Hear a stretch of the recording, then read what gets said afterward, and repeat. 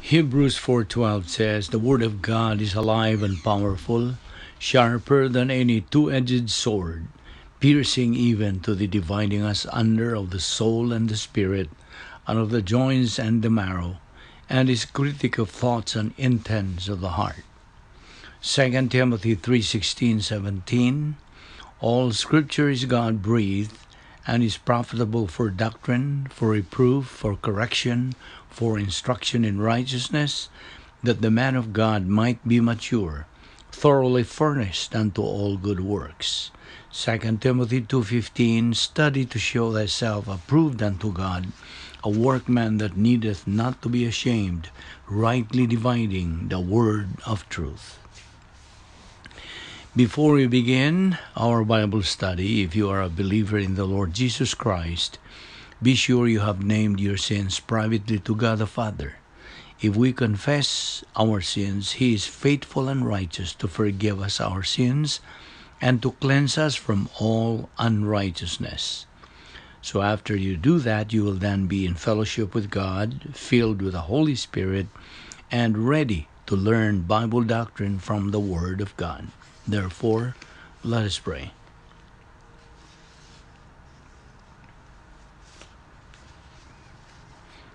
Heavenly Father, we thank you for this privilege of making use of this particular or opportunity of assembling ourselves together in obedience to your word. We are living here in this country where the laws of the divine establishment sustain the freedom to worship, to assimilate the Word of God, and again be given the opportunity of accelerating in our advance to maturity, realizing the most fantastic things that life has to offer, both now and forever. So, may we be challenged to concentrate on these critical things, that our advance and glorification of Thee might be completed in the time allotted for us in this life. May God the Holy Spirit enlighten us, for we ask it in Christ's name. Amen. Mankind was created to enjoy a personal relationship with God. God formed Adam and Eve perfect, without physical flaw or sin. He placed them in the perfect environment of the Garden of Eden, where they had direct daily contact with Him. Genesis 3:8. God gave them volition, the free will to obey or disobey Him. As long as they continued to obey God, they would remain in fellowship with Him in a state of sinless perfection. But when they committed their sin of disobedience, immediately a barrier separated man from God. Mankind's relationship with God was completely severed. From the fall of Adam until the end of time, no human being can conquer this barrier. It is impassable and insurmountable. No human effort can break through this obstruction. All mankind is born spiritually dead and exists on one side of the barrier, and God exists on the other side, a hopeless separation. But omniscient God always knew that man's volition would alienate him from his Creator. Consequently, in eternity past, God the Father designed a perfect plan to remove the barrier through the salvation work of Jesus Christ on the cross. This plan, an expression of God's grace to fallen Adam and his sinful progeny, the human race, is divided into three parts. We have discussed this in the past lessons, that there is phase 1, phase 2, and phase 3. Phase 1 of the plan of God is salvation. Salvation for the unbeliever. Phase 2, the believer in time. And phase 3, the believer in eternity. God's role in phase 1 of this plan began in eternity past. Anticipating man's failure, God resolved the barrier problem and its consequences. Jesus Christ, the second person of the Trinity, was elected to accomplish the salvation phase of God's plan. The work of Jesus Christ began with his virgin birth and concluded with the cross, resurrection, ascension, and session. Christ's substitutionary spiritual death paid the penalty for our sins and removed the barrier so that salvation is freely given to anyone who believes in him. Man's role in phase 1 occurs in that instant of time when a person believes in the Lord Jesus Christ as Savior. Phase 2, the Christian way of life, or Operation Grace, begins immediately after salvation and is accomplished when the Holy Spirit works in and through the believer.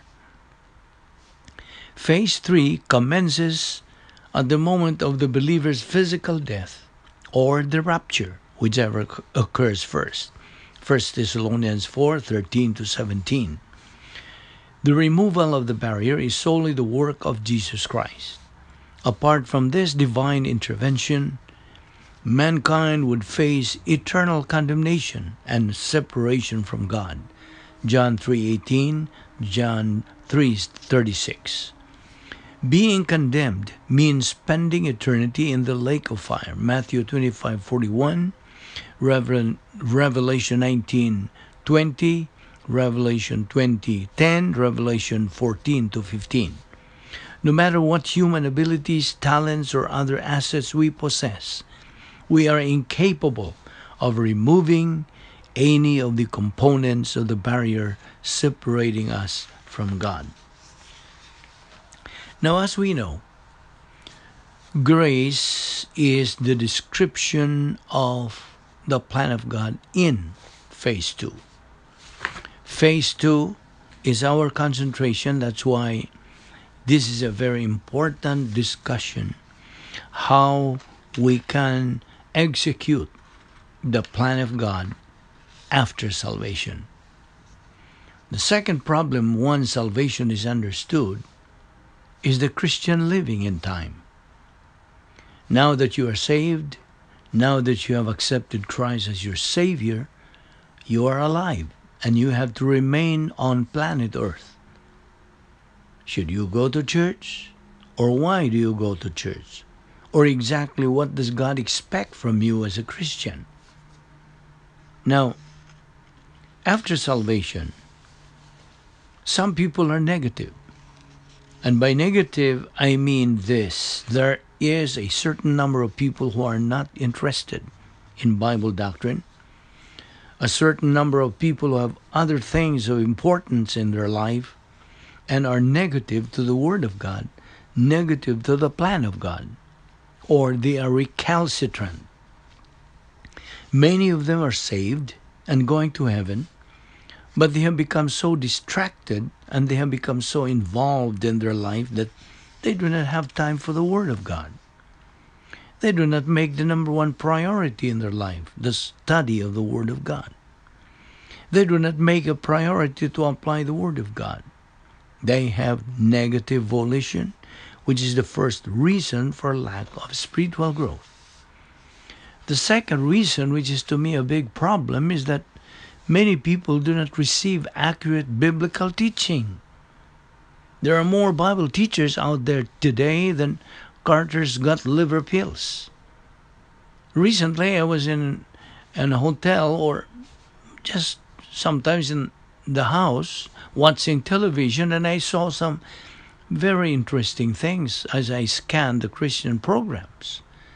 Some of them inspired me, some nauseated me.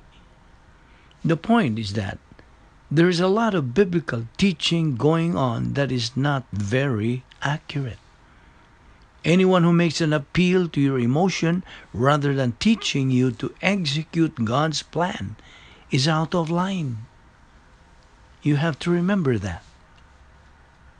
So we have to be very careful. We have to be very discerning. when it comes to the teaching of the Word of God.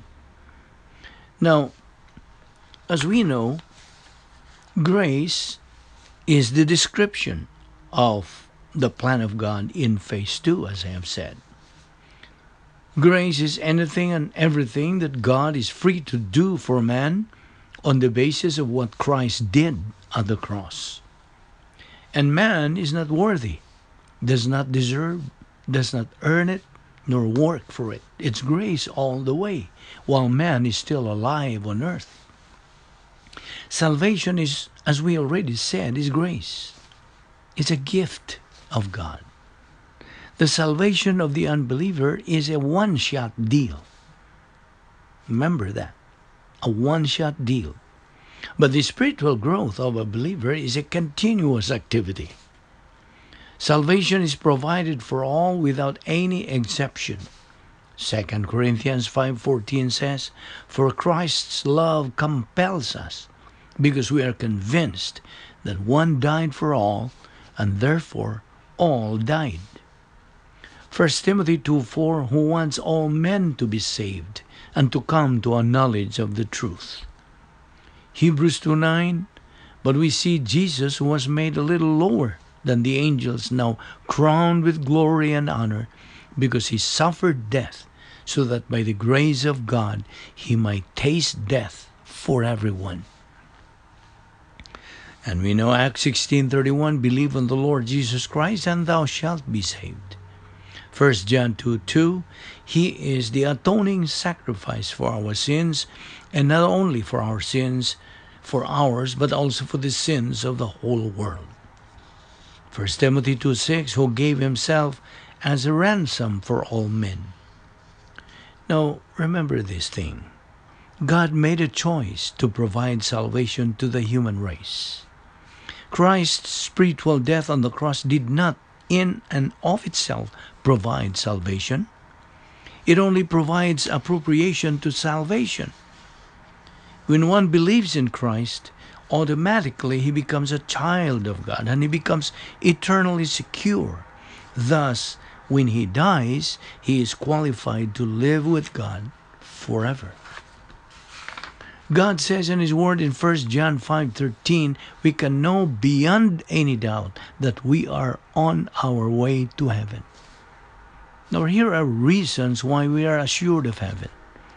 Number one, because the requirements for heaven have been met for us by Christ.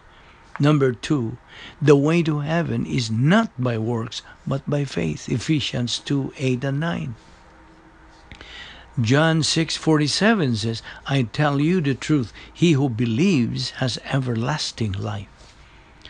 John 3:18, "Whoever believes in him, Jesus Christ, is not condemned, but whoever does not believe stands condemned already, because he has not believed in the name of God's one and only Son." John 3:36, "Whoever believes in the Son has eternal life, but whoever rejects the Son will not see life, but the wrath of God abides on him." You see, if some people were to be absolutely honest, they would have to admit that they're trying to earn their way to heaven. Their faith is in their good intentions and admirable deeds, not in the Lord Jesus Christ. For instance, when a neighbor died, his wife said to me, "Surely he is in heaven, don't you think? He was such a good man." I agreed that he had been a fine and good husband and a conscientious father, but I had to add, yes, he is in heaven if he believed in Jesus Christ as his Savior. You see, the only solution is to put our trust in Christ. The Bible clearly tells us, "By grace you have been saved through faith, and that not of yourselves, it is the gift of God." Ephesians 2:8. When we accept Jesus Christ as our personal Lord and Savior by faith, He forgives all our sins and fully accepts us. Jesus Christ alone can carry us to heaven, and no one else. How about you, my friend? Have you put your trust in Christ? If you haven't done it yet, better do it now. Tomorrow may be too late. So again, the unbeliever has freedom of choice. He is free to believe in Christ. He is free to reject Christ as Savior. What does an unbeliever act to go to the lake of fire? Nothing. Nothing. Just let him continue on like he is. And make him sure he dies in that condition. You see, negative volition results in rejection of Christ. And what's the result? Eternity in the lake of fire. Technically, torments first, then great white throne judgment, then finally in the lake of fire. Now listen. The unbeliever indeed is the captain of his own faith. That means he is the only one who controls his own future, correct? It is his attitude toward Christ that is the determining factor. Always remember John 3:36. He that believeth on the Son hath everlasting life, and he that believeth not the Son shall not see life, but the wrath of God abideth on him. Here is how the unbeliever takes control of all the blessing factors with regard to eternity. If he changes his attitude from negative to positive, he believes in Jesus Christ. Then immediately God imputes on him eternal life. He has just taken control in changing his eternal destiny from a horrible situation in the lake of fire to a fabulous blessing in the presence of God forever, and he can never lose it. And that's what you did as a believer in Christ when you trusted in Christ as your Savior. You then took control of your eternal destiny because of positive volition. At that very instant, you believed in Jesus Christ as your Savior. God the Holy Spirit picked you up and put you in union with the Lord Jesus Christ forever. You were instantly in the position of eternal life therein, therefore perfect eternal security. 1 John 5:11 and 12. This is the record that God has given to us eternal life, and this life is in his Son. He that hath the Son hath life. He that hath not the Son does not have life. The biggest problem then here is solved. When you were God's enemy, he solved the biggest problem. Now you are his child as a matter of faith in Christ. That's it. The next question is, after salvation, what? That's the big question. To answer this particular question, study and read Colossians 3:1-11. But when we were saved, we became a brand new person. Brand new person. We took off the old self and put on the new self, which is being renewed in knowledge in the image of its Creator. Colossians 3:11 says, where there is neither Greek nor Jew, circumcision nor uncircumcision, barbarian, Scythian, bond nor free, but Christ is all and in all. Therefore, as God's chosen people, we are imputed plus R, or God's righteousness, declared holy and dearly loved. The word holy there means set apart, free from any personal sin. Thus, we become as good as God is good. However, we have got to live inside a place of power, stability, purity, integrity, and humility, which we call the divine dynasphere. Now, how do we believers live inside that power sphere? The mechanics is simple. Name, acknowledge, confess all your personal sins directly to God the Father. 1 John 1:9. 1 John 1:9 is the divine eraser that God provides for every believer, and that's grace. So therefore, we believers in Jesus Christ are now one in Christ. Ephesians 2:11-22. Believers are more than conquerors. Nikao in Greek. Romans 8:37. Believers are eternally secure. Romans 8:38-39. All believers are members of the body of Christ. 1 Corinthians 12:12. Now we believers are the body of Christ. 1 Corinthians 12:27. All believers are baptized by the Holy Spirit. 1 Corinthians 12:13. Church-age believers are all called new creation of God. That means there is a new creation relationship in that the believer is in the resurrected Christ and the resurrected Christ is in the believer. Now this twofold unity establishes an identity of relationship which surpasses all human understanding. It is even likened by the Lord Jesus Christ to the unity which exists between the persons of the Godhead. John 17:21-23. By that union with Christ, the believer is made a partaker of his resurrection life. Colossians 1:27. The believer is crucified, dead, and buried with Christ, and is raised to walk in newness of life. Romans 6:2-4. Colossians 3:1. The believer is now seated with Christ in the heavenlies. Ephesians 2:6. The believer is a citizen of heaven. Philippians 3:20. The believer is forgiven all trespasses. Colossians 2:13. The believer is justified. Romans 5:1. There is no more condemnation for every believer. Romans 8:1.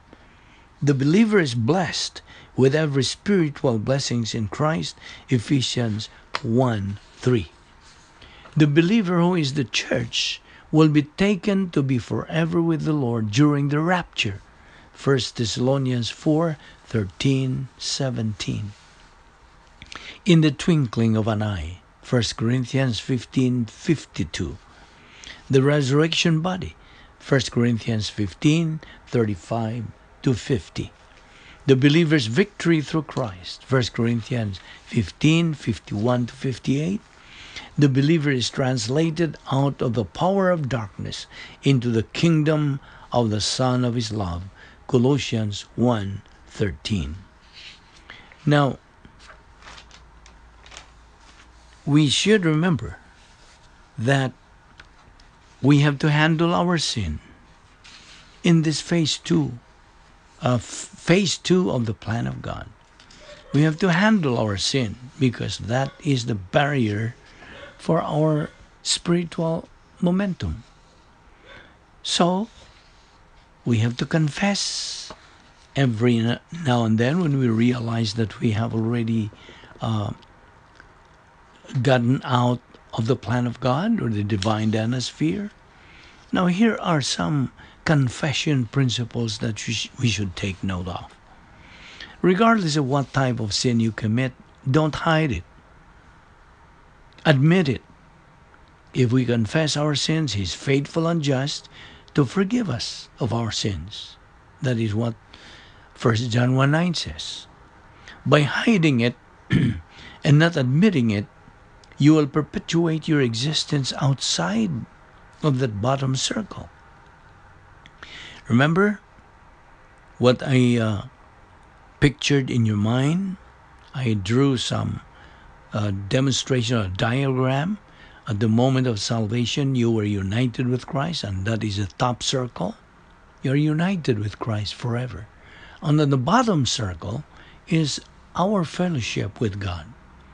We are inside that fellowship sphere once we are free from any sin. But once we commit a single sin of the mind, lingual sin or overt sin, then we get out of fellowship. So therefore, that's the time God provided every believer to use the principle of 1 John 1:9. And we have to go back to our fellowship with God. So do not hide your sins. By hiding it and not admitting it, you will perpetuate your existence outside of the bottom circle. You will perpetuate your existence out of fellowship with God. The longer you stay out of fellowship with God, the more intense your discipline will become.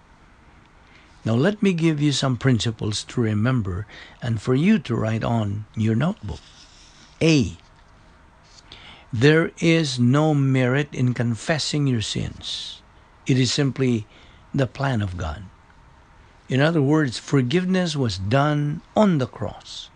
All sins were forgiven, past, present, and future. Confession is just a way of getting back into fellowship. So I repeat, letter A, there is no merit in confessing your sins. It is simply the plan of God. Letter B, arrogance wants to act on feelings. You see, a lot of people say, I don't feel bad about it, so how can I confess it and be forgiven? It doesn't have anything to do with what you feel. It has to do with what God says. You're acting on what God says, not on what you feel. Your feelings will mislead you. So, letter B then, arrogance wants to act on feelings. It's not feelings, but what? It is what God says. Letter C, forgiveness has nothing to do with how you feel, only what you do. That's acknowledgement or confession. So, letter C, forgiveness has nothing to do with how you feel, only what you do. Letter D, do not try to make it up to God. Do not promise God you will not do it again. Do not say, God, if you will forgive me this time, I won't ever do this again. Just acknowledge the sin. Just admit the sin to God. Admit it to it. Admit to Him. After this, forget it and move on. Once you have made the decision to confess your sin, once you have admitted to God what you have done, simply forget it and move on. If you keep going back to that sin, you have failed to isolate it. If you go back tomorrow and confess that same sin, and the day after that you confess the same sin again, you have not isolated that sin. You keep going back to what God has forgiven you for. Do not keep going back. Isolate it, forget it, and move on. So, letter D again, do not try to make it up to God. Do not promise God you will not do it again. You see, Satan doesn't want you to forget your confessed sin. Satan will constantly remind you of it. Satan will constantly tell you what a loser you are and how ineffective you are as a Christian. But as long as you're alive, God has a plan for your life. And as long as you are using this technique, that plan is in effect. Now, we must remember also that God is going to discipline us, being His children. Failure to use this problem-solving device of rebound will result in discipline from your Heavenly Father. Read Hebrews 12:1-11. Discipline comes in 3 stages, as I have explained already. There is warning discipline. God will warn you, or knocking discipline. He will knock. Oh, my child, go back. Go back inside the fellowship. You're not supposed to stay there outside. So God will warn us. There is, now after that, if you just ignore it and you don't use the principle of 1 John 1:9, you don't rebound, there is intense discipline that will follow. God will intensely get your attention if you don't listen to the warning. There is even dying discipline. That's the last. The third stage of God's discipline. So, there is warning discipline, there is intensive discipline, and the third is dying discipline. Dying discipline is called the sin unto death. It's possible for a believer out of fellowship to die the sin unto death. He does not go to hell, of course. He's going to heaven. But he is going to be what? Disciplined by God by removing him or her from this world. Again, he does not go to hell. He is not going to spend eternity in the lake of fire because he has been saved. He has accepted Christ as Savior. What you have to go back to and remember is the cross and the two circles in the drawing that I've given you. Mentally, I've drawn this. The top circle referring to your relationship, the bottom circle referring to your being in fellowship. You may be out of fellowship, but you are never out of the relationship. Bear that in mind. When you sin, you don't get out of the relationship, you get out of fellowship. Fellowship is related to your time on earth, while your relationship is related not only to your time on earth, but also to your time in eternity. Now, what about warning discipline? What about intense discipline? What about dying discipline? Well, let's look at Hebrews 12, 6-7. Those whom the Lord loves, He chastens, and He scourges every son that He receives. If you endure chastening, God deals with you as with His Son, for what son is it that the Father does not chasten?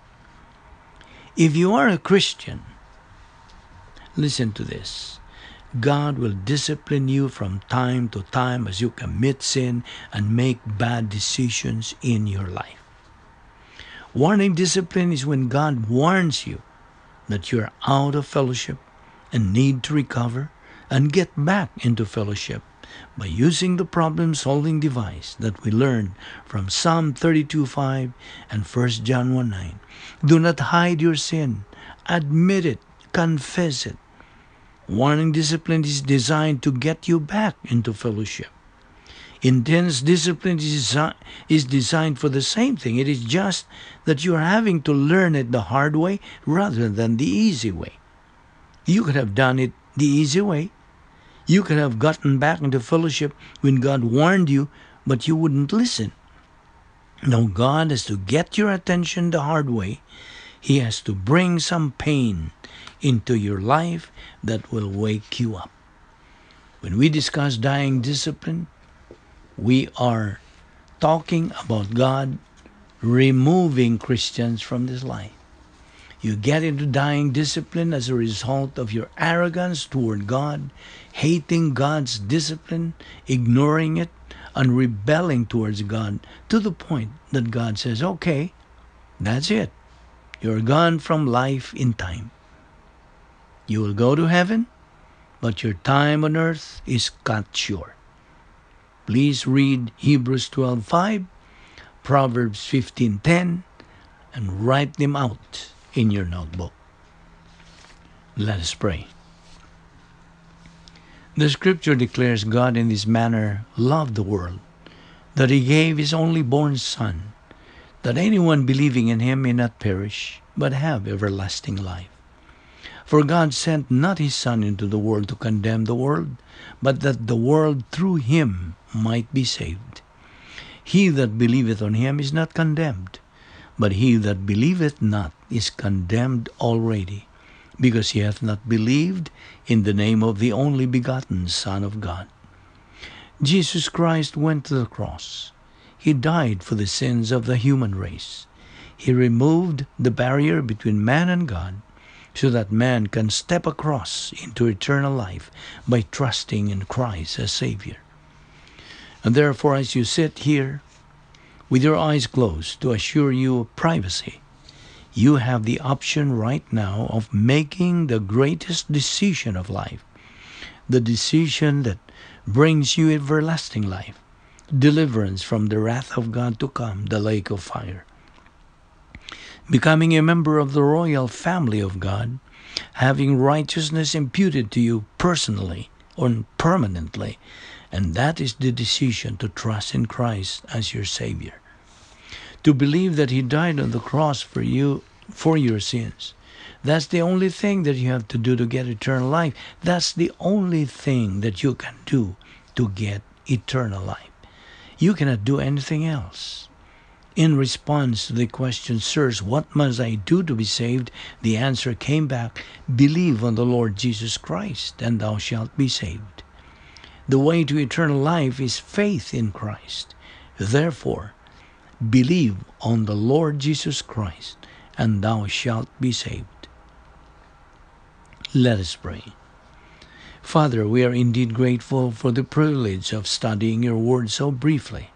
We ask that you will open our hearts to these things, increase our perception, our comprehension of them. For we ask it in Christ's name. Amen.